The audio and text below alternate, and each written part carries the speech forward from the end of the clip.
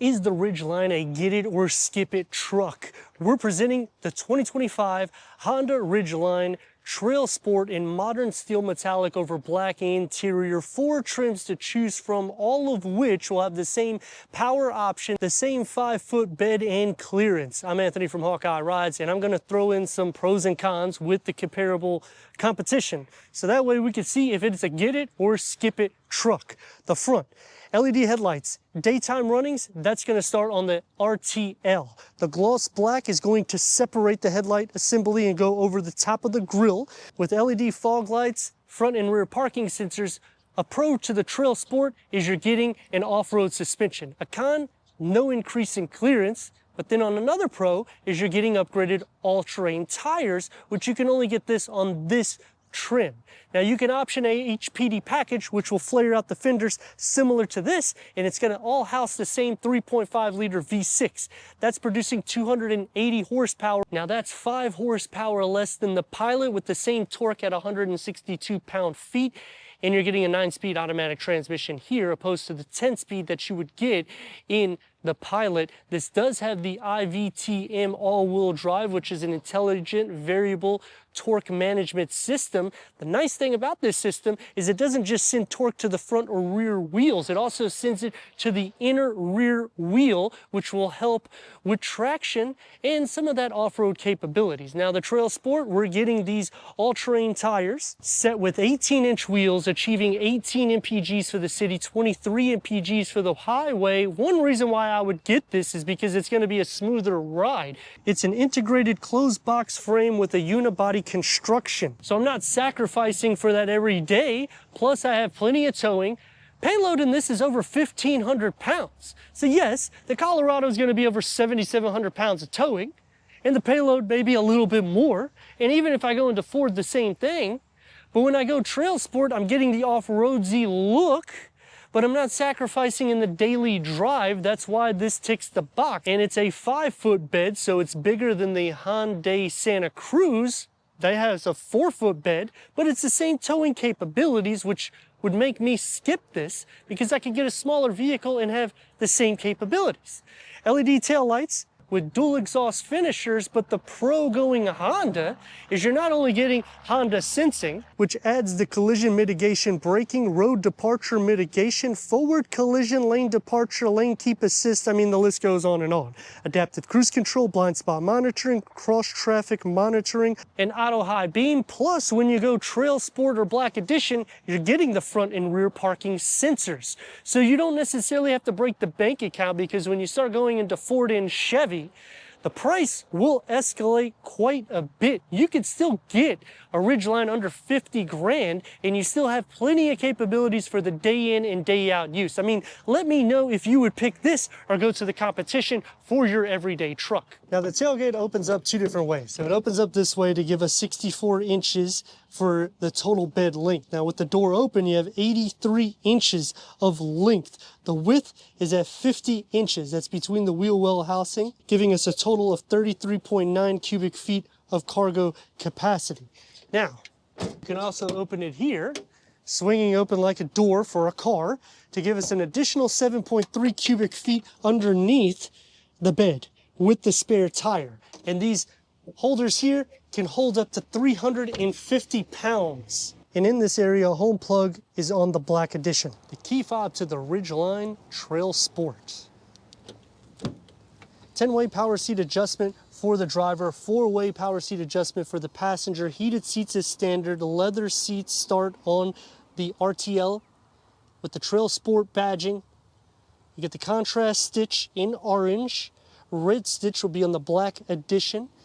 Memory for the driver.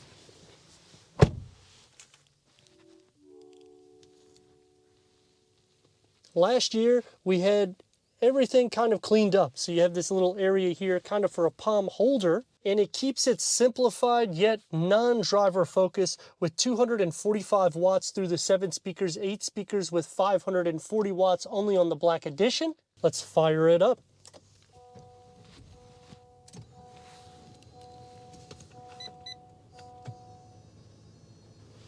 Nine-inch infotainment screen, navigation that starts on the RTL. Sirius XM starts on the RTL.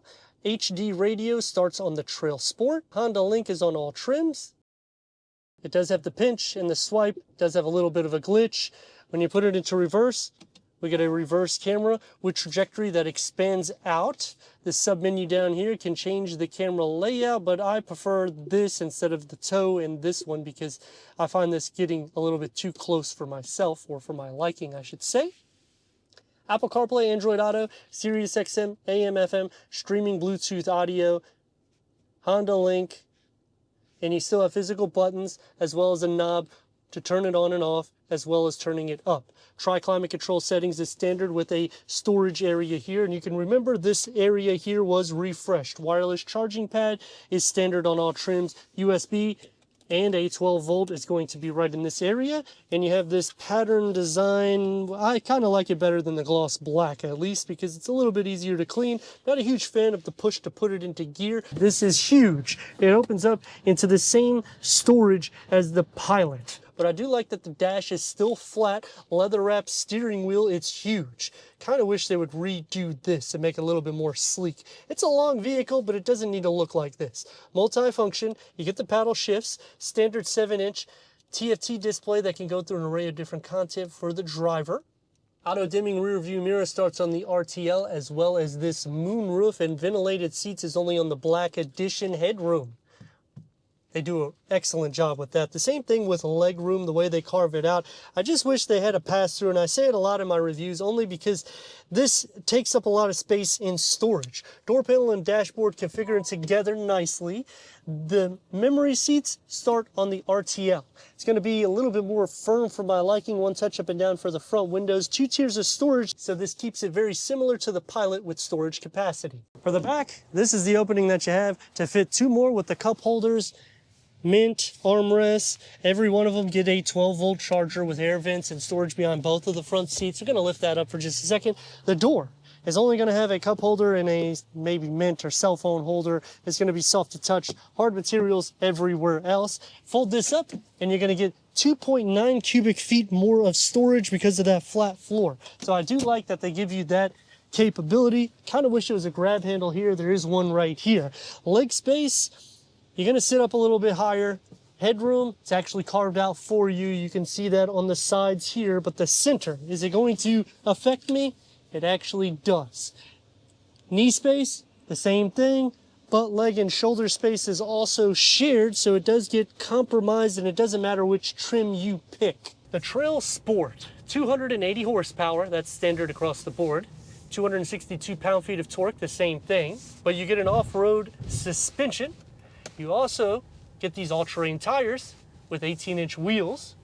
So I kind of like that, but it doesn't really unlock anything in the sense of towing capacity, giving me ground clearance, giving me the capability to feel a little bit more confident to take it off-road. That's kind of what I would like to see here. The pro is it's a soft interior. The seats are comfortable. Tri-climate control settings, this is standard. Wireless charging pad. Now, when you go into the RTL, that's kind of the sweet spot. The Sport is like, I'm just trying to get my feet wet with a pickup truck, and I don't want to go Hyundai Santa Cruz, even though I have the same towing capabilities and almost the same payload, but then I'm losing in the bed because that's a 4-foot bed. Here's a 5-foot bed. There isn't any other configuration. That to me is kind of a big problem because we did get some updates last year. Let's see the performance of that V6.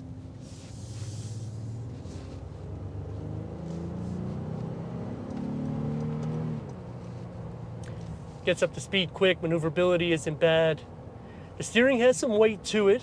All-terrain tires, you don't really feel much in the road. That's why I was stressing the reason why I would get this is it's a smooth vehicle, whether you're pounding on it for performance or just driving it from light to light. Now, it's not going to be the fastest in the segment, but it's in the 6-ish 0 to 60 margin, which isn't too bad. Braking doesn't feel that heavy. It does feel long and wide, and I think a lot of that is because we're under 8 inches of clearance that I feel would change a little bit, but because of the way it's designed, the interior is very wide. But that takes me to some cons. For the back seat, it's super tight. I mean, hardly any leg room. It's doable, don't get me wrong, but if you're going to be forking out 50 grand, there's a lot in this segment that can give you a little bit more leg space for the back seat. Quietness, it is good though. One of the most quiet in class, unless you are hitting over 2.5 RPMs, then you're gonna start hearing the engine filter in. Turn radius at a stop point, it's long. It's about 2 apart to 3 lanes. Let's rock and roll. I'm just playing. It's a red light. We're not gonna go crazy right now. In doing so, the MPGs, this particular vehicle will drink. It does have cylinder management, which cuts off cylinders so it gets better MPGs, and that's on all trims. But this is becoming normal pretty much on every single vehicle. So I can't necessarily say it's a con or a pro there. I mean, to each its own. Some other cons is the third climate control. It's really just for the front occupants because there isn't any buttons in the back. And you have to go into the black edition if you want all the charging ports. Otherwise, you just get a 12-volt charger. The same thing for the cargo bed or the trunk. You're not getting the home plug unless you go black edition. They need to give us options. Come on, Honda. But ultimately, the reason why I would skip it is because of the pricing that it's at and the capabilities. You can get a lot more in other variants. But the reason why I would get it, it's such a smooth driving vehicle. It does everything I need. It's big enough of a bed. I mean, let us know your thoughts in the comments. And if you're new to the channel, consider subscribing. Check out the next video, merchandise, website, membership, live stream, TikTok, and Instagram. Leave a comment and a like. And I'd like to thank our friends here at Ocean Honda for giving us this 2025 Honda Ridgeline TrailSport for our car review.